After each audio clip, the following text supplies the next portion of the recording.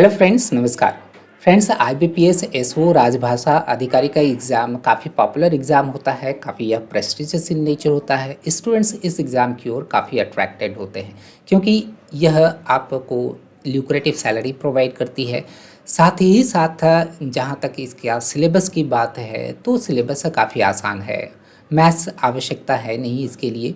आपके पास कुछ विशेष तरह के सब्जेक्ट्स से संबंधित जानकारी अच्छी है, तब आप इस एग्ज़ाम के लिए जा सकते हैं, बशर्ते कि इसके एलिजिबिलिटी क्राइटेरिया को आप फुलफ़िल करते हैं। इसकी एलिजिबिलिटी क्राइटेरिया थोड़ा भिन्न है अन्य एग्ज़ाम्स के बनिस्बत। तो यदि आप एलिजिबिलिटी क्राइटेरिया को रखते हैं इसके अनुसार, तब आपके लिए यह एग्ज़ाम काफ़ी काफ़ी बेहतरीन एग्ज़ाम है। हम लोग चलते हैं, थोड़ा सा एलिजिबिलिटी क्राइटेरिया के बारे में जानकारी प्राप्त करते हैं। इसकी एलिजिबिलिटी सबसे पहले हम लोग एज एलिजिबिलिटी की बात करते हैं। जैसा कि आप यहाँ पर देख पा रहे हैं कि एज जो है, मिनिमम जो एज होनी चाहिए वो 20 साल होनी चाहिए और मैक्सिमम 30 साल की होनी चाहिए। ये यूआर कैटेगरी के लिए, अर्थात अनरिजर्व्ड कैटेगरी के लिए मैक्सिमम जो एज निर्धारित की गई है वो 30 साल है।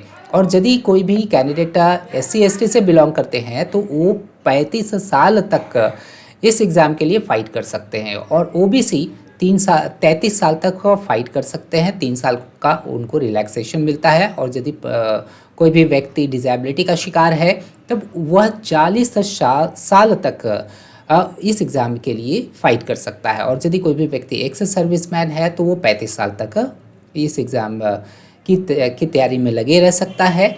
ये हुआ इसकी एज से रिलेटेड महत्वपूर्ण जानकारी। यदि हम लोग इसके एजुकेशनल क्वालिफ़िकेशन की बात करें तो ये थोड़ा सा क्या है, सभी लोगों के लिए यह एग्ज़ाम तो नहीं है, ये कॉमन एग्ज़ाम नहीं कहलाता है। इसके लिए जो एलिजिबिलिटी है, जैसा कि आप यहाँ पर स्क्रीन पर देख पा रहे हैं, राजभाषा अधिकारी के लिए देखिए ये वाला है एलिजिबिलिटी। इसमें जो मिनिमम जो ये तो हम लोगों ने डिस्कस कर लिया कि मिनिमम ईयर्स जो होते हैं, जो एज है वो 20 साल है और मैक्सिमम तो 30 साल है यूआर कैटेगरी के लिए। बाय द वे, यहाँ पर हम लोग एजुकेशनल क्वालिफ़िकेशन की यदि बात करते हैं तो यहाँ स्पष्ट कर दिया गया है कि ऐसे कैंडिडेट जो पीजी किए हुए, यह पीजी स्तर का यह वैकेंसी है, यह नौकरी है, इस कारण से पीजी होना अनिवार्य है। पोस्ट ग्रेजुएट यदि आप हिंदी में किए हुए हैं, हिंदी में ध्यान रखिएगा, पोस्ट ग्रेजुएट यदि आप हिंदी में किए हुए हैं और अंग्रेजी एक विषय रहा हो ग्रेजुएशन में या डिग्री लेवल में, तब आप इस एग्ज़ाम के लिए एलिजिबल है। एक और यहाँ पर एलिजिबिलिटी क्राइटेरियन बताया गया है, वो क्या है कि यदि आप पीजी है, अगर आप हिंदी में पीजी नहीं किए हुए हैं, आप संस्कृत में पीजी किए हुए हैं और ग्रेजुएशन में आपका दोनों विषय ही रहा है, अंग्रेजी रहा है और हिंदी रहा है ग्रेजुएशन में, तब आप इस एग्ज़ाम के लिए एलिजिबल है। तो यहाँ पर एक बात पर हम लोग नोटिस कर सकते हैं कि यहाँ पर कंपटीशन ज़्यादा टफ नहीं रह जाता है। इसमें कई सारे कैंडिडेट छंट करके बाहर निकल आते हैं। तो एलिजिबिलिटी क्राइटेरिया यदि आपके पास है इस तरह का, तब आपके लिए तो यह एग्ज़ाम काफ़ी अच्छा है। कहा जाए तो आप ही के लिए यह एग्ज़ाम बना है। ये हुआ एलिजिबिलिटी क्राइटेरिया से संबंधित कुछ महत्वपूर्ण बातें। अब जो मेन चीज़ है हम लोगों को जानना, वह है इस एग्ज़ाम से रिलेटेड जो सिलेबस है वो किस तरह का है। फ्रेंड, आप लोगों को जानना है कि इस एग्ज़ाम के लिए 3 फेजेस है। सबसे पहला तो पीटी है, इसके बाद मेंस है, इसके बाद इंटरव्यू है। ये जो पीटी का जो एग्ज़ाम होगा वो दरअसल क्वालिफाइंग इन नेचर होगा। इसके मार्क्स जुड़ेंगे नहीं आपके फाइनल सिलेक्शन में। ओके, फाइनल कट ऑफ जो इशू की जाएगी उसमें पीटी का मार्क्स कहीं पर भी नहीं रहेगा। अर्थात आप कितना अच्छा परफॉर्म करते हैं मेंस में और इंटरव्यू में, यह मैटर करता है। इस कारण से क्या है कि मेंस और इंटरव्यू, ये 2 पर आपको फोकस करने की आवश्यकता है। हालांकि जब तक कि आप क्वालिफाई ही नहीं होंगे पीटी में, तब आप मेंस और इंटरव्यू के लिए भी तो जा नहीं सकते, उसकी कल्पना भी नहीं कर सकते। इस कारण से क्या करना है कि पीटी पर आपको खास ध्यान देना है। इसके बाद फिर तो जो टेक्निकल जो नॉलेज है, जो आपका प्रोफेशनल नॉलेज है, वो तो प्रोफेशनल नॉलेज आपको तो गेन करने ही होंगे। ठीक है। पीटी में कौन कौन से विषय आपके रहेंगे, यहाँ पर आप देख पा रहे हैं। इंग्लिश लैंग्वेज होगा ही होगा, जो कि 50 क्वेश्चंस लिए हुए रहेंगे और इसके लिए 25 अंक यहाँ पर निर्धारित किए गए हैं।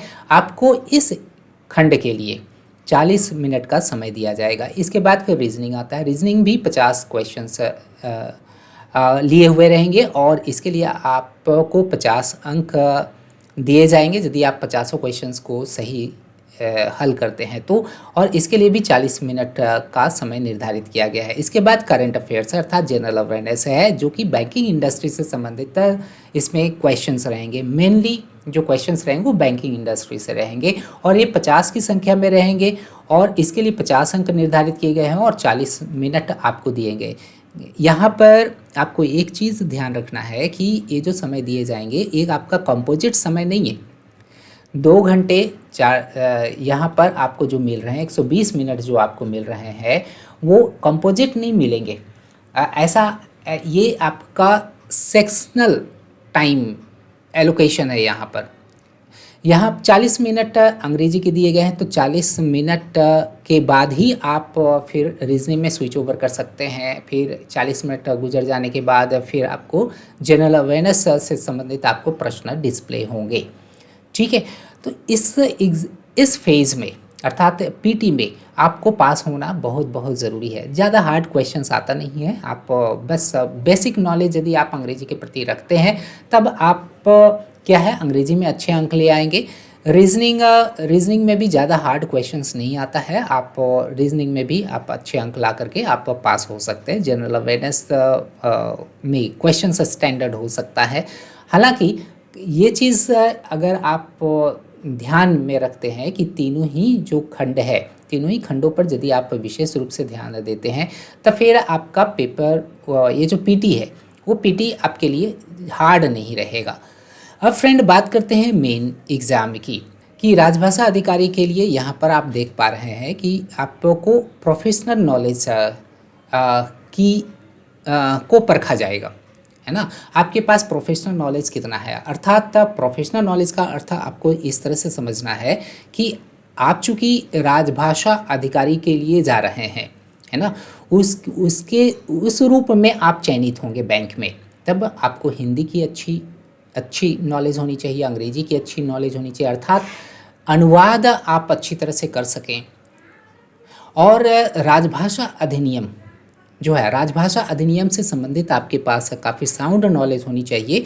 कहीं राजभाषा अधिनियम में जो भी बातें दी गई है उसका आप अच्छी तरह से अनुपालन कर रहे हैं कि नहीं कर रहे हैं, इस चीज़ की जानकारी आपको खुद होनी ही चाहिए।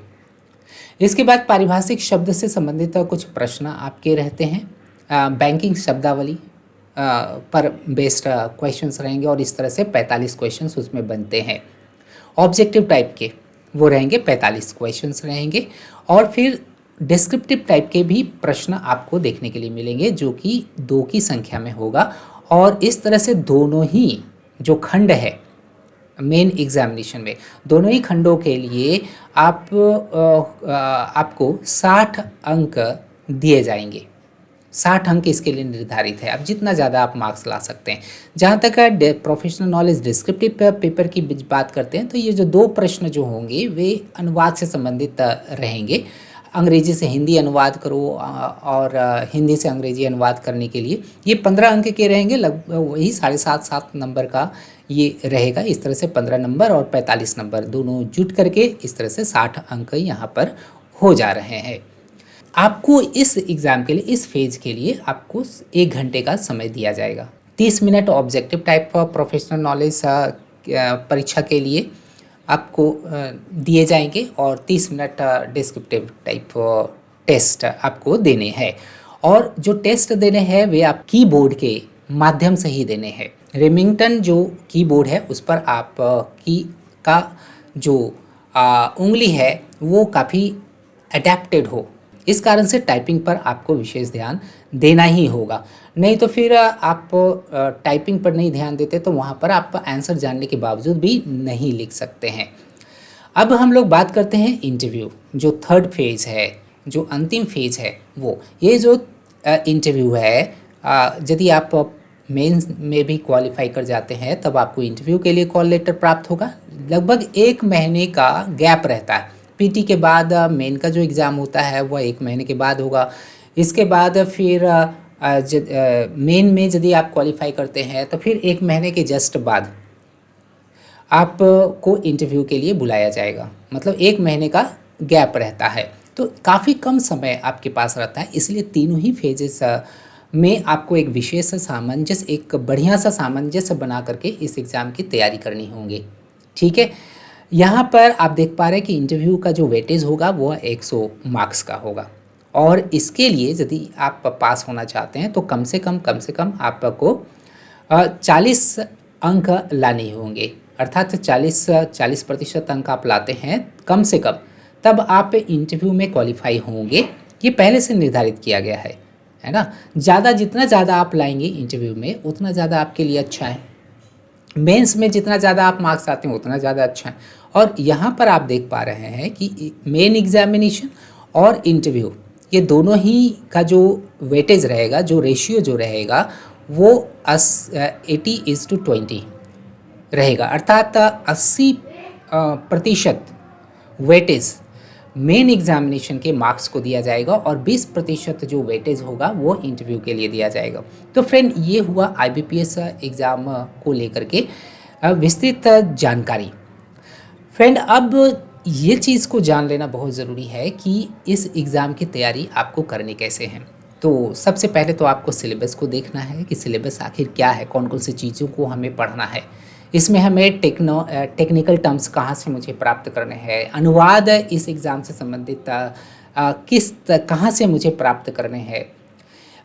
अगर आपको मॉक्स चाहिए, मॉक्स तो बिना मॉक्स का तो काम तो चल ही नहीं सकता है। आपको एम्पल नंबर में मॉक्स चाहिए, काफ़ी सारे मॉक्स चाहिए। पीटी के लिए मॉक्स चाहिए, मेंस के लिए मॉक्स चाहिए, वो भी दोनों ही खंडों के लिए, ऑब्जेक्टिव और डिस्क्रिप्टिव दोनों के लिए आपको मॉक्स चाहिए, और इवैल्यूएशन भी चाहिए।